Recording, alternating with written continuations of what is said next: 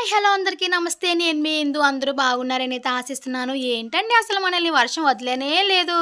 వదలనన్నట్టుంది వర్షం మనకి 3, 4 డేస్ నుంచి అలా పడుతూనే ఉంది. వర్షం అయితే ఇలా ఉంటుండగా మా పిల్లలకైతే వేడివేడిగా కారం కారంగా ఏమైనా చేసి పెట్టమ్మా అని అడిగారండి.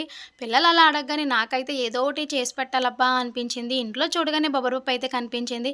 బొబ్బరి పప్పు అయితే నానబెట్టేసానండి. నానబెట్టగానే అరగంటలో అయితే నానిపోయిందండి. నానిన తర్వాత చక్కగా వాష్ చేసేసుకున్నాను. వాష్ చేసుకున్న తర్వాత కరెంట్ వైపు చూసానండి. గ్రైండర్‌లో పప్పు అయితే వేద్దామని. గ్రైండర్‌లో వేద్దామని చూసేసరికి కరెంట్ అయితే పోయిందండి. రే భగవంతుడా! ఏం చేయాలి? పప్పు ఎలా రుబ్బాలి వర్షంలో అనుకున్నానండి. సరే అయితే రుబ్బురోల వైపు చూసానండి. రుబ్బురోలేమో నన్ను యూజ్ చేసుకోవచ్చు కదా! నేను ఖాళీగా ఉన్నాను కదా! అన్నట్టు అనిపించిందండి. సరే అయితే రుబ్బుదాం కానీ వర్షం వస్తుంది కదా! ఎలా అబ్బా అనుకున్నానండి. అమ్మ నేను గొడుగు పట్టుకొని నించుంటాను. నువ్వైతే రుబ్బేసేయి అన్నాడు. సరే అయితే ఈ ఐడియా ఏదో బావుంది కదా! అని చెప్పి గొడుగు పట్టుకోగానే నేనైతే పప్పు రుబ్బేసానండి. ఇలా పప్పు రుబ్బడం వల్ల కూడా గారెలనేవి చాలా టేస్ట్‌గా వస్తాయండి గ్రైండ్‌లో మిక్సీ కంటే కూడా. అలాగే రుబ్బుకున్న దాంట్లో కరివేపాకు, కొత్తిమీర, ఉల్లిపాయలు, పచ్చిమిర్చి, అల్లం, జీలకర్ర అండ్ మనం క్యారెట్ వడలు కదా చేస్తాం. క్యారెట్ కూడా యాడ్ చేసేసుకున్నామండి. ఇదంతా చక్కగా మిక్స్ చేసేసుకొని సరిపడా సాల్ట్ కూడా వేసేసుకొని ఉప్పు అయితే చూసేసుకోవాలండి.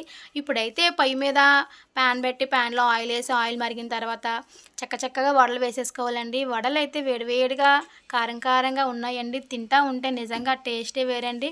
మనం రుబ్బురోల్లో ఒకటి రుబ్బుకున్నాం కదండీ! టేస్టు మెత్తగా కూడా ఉన్నాయి గారెలు చాలా బాగా వచ్చాయండి.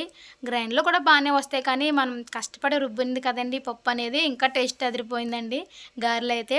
మన పెద్దలతో ఇలా ఈ వర్షాకాలంలో నలుగురం కూర్చొని తింటూ కబుర్లు చెప్పుకుంటా ఉంటే భలే ఉంటది కదండీ! నానమ్మలు, అమ్మమ్మలు, తాతయ్యలు, అత్తయ్య, మావయ్య ఈళ్ళందరితో చక్కగా కూర్చోవాలి. పిల్లల్ని కూడా మనం అలవాటు చేయాలండి పెద్దలకి.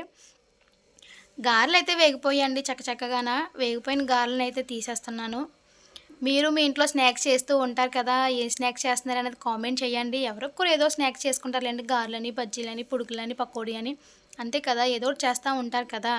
మీరేం రెసిపీ చేశారన్నది కామెంట్ చేయండి. గారెలైతే మనకి ప్రిపేర్ అయిపోయాయండి. మా పిల్లలకైతే ప్లేట్‌లో 4 గారెలేసి పెట్టేసానండి. పిల్లలైతే అమ్మ భలే ఉన్నాయి వేడివేడిగా కారం కారంగా చక్కగా అని చెప్పి అన్నారు.